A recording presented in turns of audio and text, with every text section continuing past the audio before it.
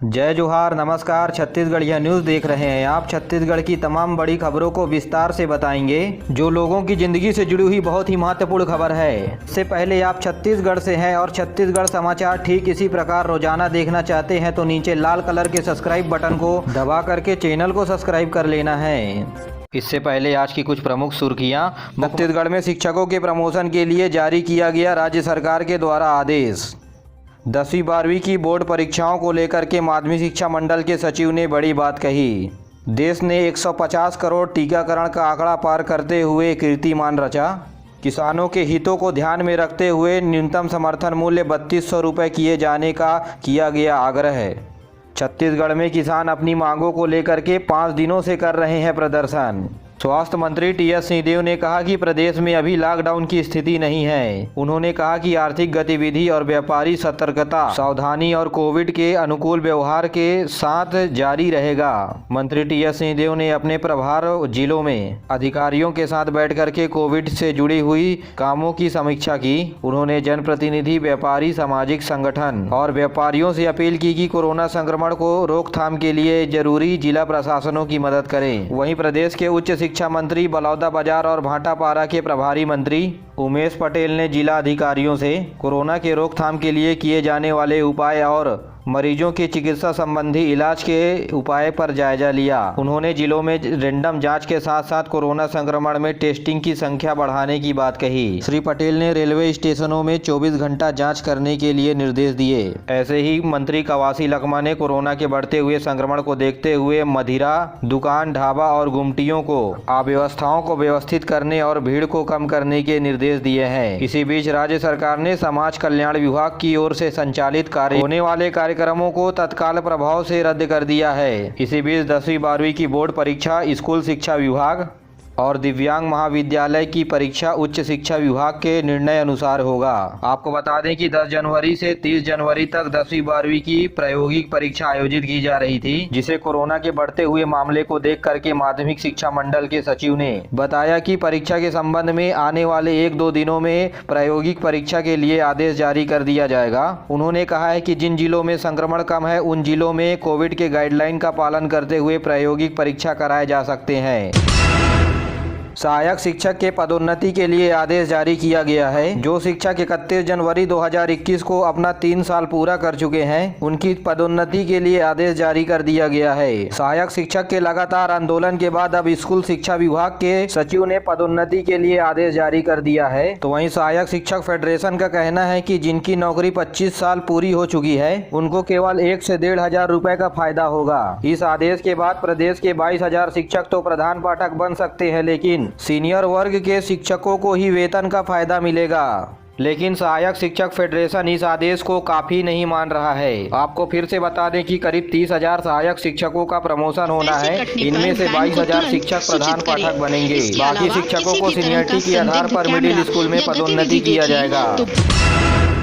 धर्म संसद पर महात्मा गांधी के ऊपर आपत्तिजनक टिप्पणी करने वाले संत Kalicharan Maharashtra police transit remand में पुणे लेकर के गई थी, जहां कोर्ट ने 1 दिन के लिए ट्रांजिट रिमांड पर भेजा था। महाराष्ट्र के पुणे पुलिस देर शाम कालीचरण को लेकर के रायपुर वापस आ गई है, जहां कालीचरण को रायपुर के सेंट्रल जेल में 13 जनवरी तक न्यायिक हिरासत में रखा जाएगा और इस मामले की सुनवाई अब 13 जनवरी को होगी। इससे पहले जमानत याचिका पर सुनवाई की गई थी, जहां पर याचिका को खारिज कर दिया गया।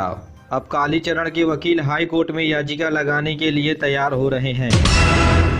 नवा रायपुर में किसान बीते 5 दिनों से धरने पर बैठे हुए हैं। एनआरडीए परिसर पर पुनर्निवास की मांग को लेकर के प्रदर्शन कर रहे हैं। वहीं कांग्रेस प्रवक्ताओं का कहना है कि जल्द ही राज्य सरकार किसानों से उनकी मांगों को लेकर के बातचीत कर सकती है। मंत्री और अधिकारियों के साथ भी किसानों की बैठक जल्द हो सकती है। आपको बता दें कि नवा रायपुर बसाने के लिए राज्य सरकार ने किसानों से जमीन ली थी। इसके बदले में किसानों के एक परिवार के सदस्य को नौकरी देने तथा जमीन को दूसरी जगह देने की बात कही गई थी, लेकिन अब तक 22 गांव के किसानों को पुनर्वास योजना के तहत इसका लाभ नहीं मिल पाया है, जिसे लेकर किसान लगातार 3 जनवरी से धरना प्रदर्शन कर रहे हैं।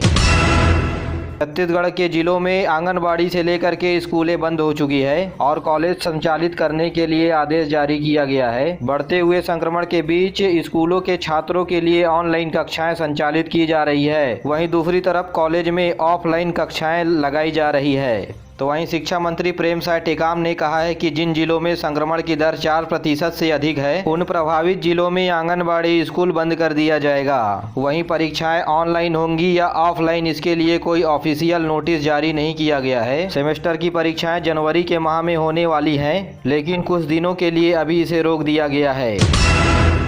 छत्तीसगढ़ की तीसरी पार्टी छत्तीसगढ़ जनता कांग्रेस जोगी के अध्यक्ष अमित जोगी ने राज्य सरकार से किसानों के हित में धान का न्यूनतम समर्थन मूल्य 3200 रुपए घोषित करने के लिए कहा है। उन्होंने पत्रकारों से चर्चा करते हुए कहा कि राज्य सरकार एक तरफ 2500 रुपए धान की खरीदी कर रही है, परंतु 200 का यूरिया रासायनिक खाद 700 में बेच रही है। बारदाना इस बार 40 रुपए में खरीद कर किसान धान बेच रहे हैं, जिससे किसानों को मिलने वाला लाभ इन्हीं सब चीजों में खर्च हो जाता है। इसलिए राज्य सरकार से न्यूनतम समर्थन मूल्य 3200 रुपए बढ़ाने की मांग की है। चलिए जानते हैं पिछले 24 घंटे के दौरान कोरोना अपडेट के बारे में। ताज़ा आंकड़े के मुताबिक पिछले 24 घंटे के दौरान 6.32% कोरोना संक्रमण की वृद्धि हुई है। पिछले 24 घंटे के दौरान प्रदेश भर में 44,737 सैंपलों की जांच की गई। जांच में 2,228 व्यक्ति कोरोना संक्रमित पाए गए हैं। वहीं प्रदेश में तेजी से 15 से 18 वर्ष के किशोरों को टीकाकरण हो रहा है। अब तक 38% बच्चों को टीका लगाया जा चुका है। पिछले 24 घंटे के दौरान कुल 46 मरीज ठीक होकर के अपने घर जा चुके हैं। प्रदेश में वर्तमान में सक्रिय मरीजों की संख्या कुल 9,684 है। तो वहीं सबसे ज़्यादा रायपुर में 900 केस सामने आए हैं कोरोना पॉजिटिव मरीजों की। रायपुर में 279, तो रायगढ़ में 364, कोरबा में 268 और जांजगीर चांपा में 142 मरीज मिले हैं। तो वहीं दुर्ग में 293 मरीज मिले हैं। तो वहीं पिछले 24 घंटे के दौरान रायपुर में कोरोना से एक व्यक्ति की मौत भी हो गई है। मुख्यमंत्री भूपेश बघेल चंद्रपुरी स्थित नेताजी सुभाष चंद्र बोस पुलिस अकादमी में प्रशिक्षु उप पुलिस अधीक्षक के दीक्षांत समारोह में शामिल हुए। 10वें बैच के 33 और 11वें बैच के 9 प्रशिक्षु ने परेड में मुख्यमंत्री को सलामी दिया। मुख्यमंत्री ने परेड की सलामी ली और प्रशिक्षु को शपथ ग्रहण भी कराया। इस अवसर पर मुख्यमंत्री भूपेश बघेल ने कहा, छत्तीसगढ़ पुलिस हर तरह की चुनौतियों से निपटने के लिए सक्षम है और राज्य की सरकार छत्तीसगढ़ के प्रत्येक नागरिक को सुरक्षा देने के लिए प्रतिबद्ध है। उन्होंने कहा कि राज्य में जितनी संभावनाएं हैं उतनी चुनौतियां भी हैं। सरकार को विकास के साथ साथ एक मजबूत सुरक्षा कवच की भी जरूरत होती है, जो हमारे छत्तीसगढ़ की पुलिस बखूबी कर रही है। भारत ने राष्ट्रव्यापी कोविड महाटीकाकरण अभियान के तहत 150 करोड़ का आंकड़ा पार करके एक कीर्तिमान रचा है। यह उल्लेखनीय उपलब्धि 1 साल से भी कम समय में प्राप्त किया गया है। पिछले साल 16 जनवरी से राष्ट्रीय कोविड टीकाकरण महाअभियान की शुरुआत की गई थी। देश ने अब तक 90% लोगों को पहला डोज और 65% लोगों को दूसरा डोज लगाने की उपलब्धि हासिल की है। प्रधानमंत्री ने ये अभूतपूर्व उपलब्धि के लिए देशवासियों को बधाई दी है। उन्होंने वैज्ञानिक, टीकाकर्मी और स्वास्थ्य निर्माताओं को धन्यवाद कहा है। प्रदेश में कोरोना टीकाकरण का आंकड़ा अब तक 1.25 करोड़ के पार हो चुका है। 1,25,49,000 नागरिकों को कोरोना के दोनों डोज दे दी जा चुकी है। यह आंकड़ा 18 वर्ष से अधिक पात्र आबादियों का 64% है। इसी बीच राज्य में 15 से 18 वर्ष के किशोरों का टीकाकरण किया जा रहा है। राज्य में 16,39,800 से ज्यादा किशोरों को टीका लगाने का लक्ष्य रखा गया है। इनमें से अब तक 6,18,000 से अधिक किशोरों को कोरोना वैक्सीन की डोज दी जा चुकी है। नगर पालिका परिषद जामुल में भारतीय जनता पार्टी के ईश्वर सिंह ठाकुर अध्यक्ष पद पर चुने गए हैं। वहीं कांग्रेस के सुनीता चन्नेवाल उपाध्यक्ष के पद पर निर्वाचित हुई है। वोटों में भाजपा पार्टी के ईश्वर सिंह को 12 वोट और कांग्रेस पार्टी को 8 वोट मिले हैं।